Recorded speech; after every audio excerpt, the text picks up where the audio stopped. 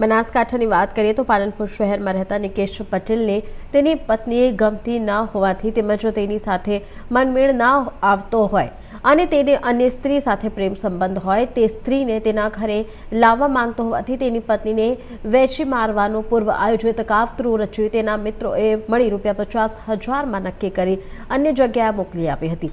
ત્યારબાદ તેને પશ્ચિમ પોલીસ સ્ટેશન ખાતે તેની પત્ની ગુમ થઈ હોવાની જણાવ જોગ ફરિયાદ કરી હતી, જેથી પોલીસે અગાઉ બનેલી ઘટનાને ધ્યાને લઈ તાત્કાલિક શોધખોળ હાથ ધરી હતી। પરંતુ તેવા સમયમાં મહિલાનો પતિ નિકેશ પણ ગુમ થઈ ગયો હતો, જેથી પોલીસે આ ઘટનાને વધુ ગંભીરતાથી લઈ બંનેની શોધખોળ હાથ ધરી હતી। તો જેમાં પાલનપુર પશ્ચિમ પોલીસ મથકના પીઆઈ આર.કે. પટેલ સહિતની ટીમને બંનેને શોધી કાઢવામાં સફળતા મેળવી છે।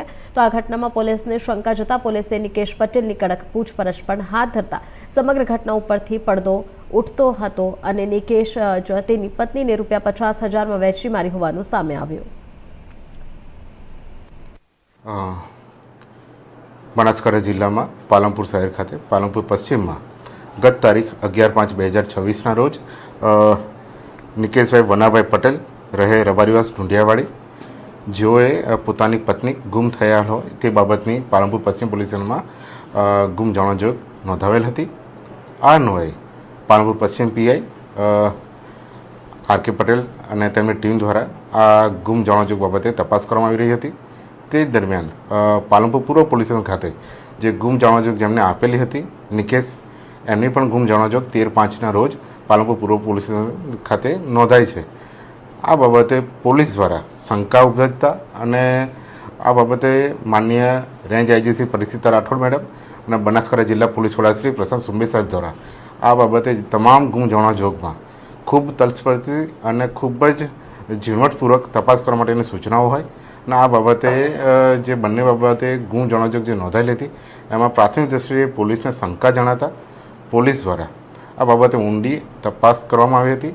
જે અન્વયે જે ગુમ જાણવાજોગ જે દાખલ થયેલ હતી નિકેશભાઈ વનાભાઈ પટેલ, તેઓને શોધી કાઢવામાં આવ્યા હતા। જે બાબતે તેમની એનકેન પ્રકારે ટેકનિકલ આધારે પૂછપરછ કરવામાં આવી અને પૂછપરછના આધારે આખો તમામ ઘટનાક્રમ જે હતો એ પોલીસને એની વિગતો મળી હતી। જે દરમિયાન જે નિકેશ વનાભાઈ પટેલ છે તેમની પત્નીને પણ શોધી કાઢી હતી અને તે બાબતે આ જે ગુમ જાણવાજોગ બાબતે તેમનું નિવેદન લેતા અમને જે પીડિત પત્ની હતી એના તરફથી આખો ઘટનાક્રમનો ચિતાર અમને મળ્યો હતો।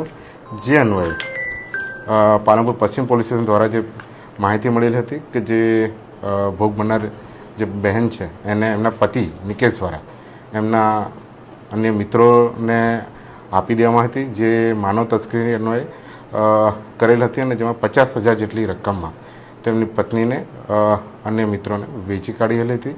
જે બાબતે પાલનપુર પશ્ચિમ દ્વારા પોલીસ દ્વારા જે ભોગ બનનાર પીડિત બહેન છે એમને કાયદાકીય જ્ઞાન બી આપવામાં આવ્યું હતું અને એમને કોન્ફિડન્સ આપવામાં આવ્યો કે આ બાબતે પોલીસ હંમેશા એમની સુરક્ષા માટે તત્પર છે અને એમને વિશ્વાસ આપીને અહીંયા પાલનપુર પશ્ચિમમાં એ બાબતે ગુનો દાખલ કરવામાં આવ્યો અને તે અન્વયે આ જે ભોગ બનનાર જે પીડિત બહેન છે તેનું જે નિકેશના મિત્રો દ્વારા બળાત્કાર ગુજારવામાં આવેલો હતો। જે અન્વયે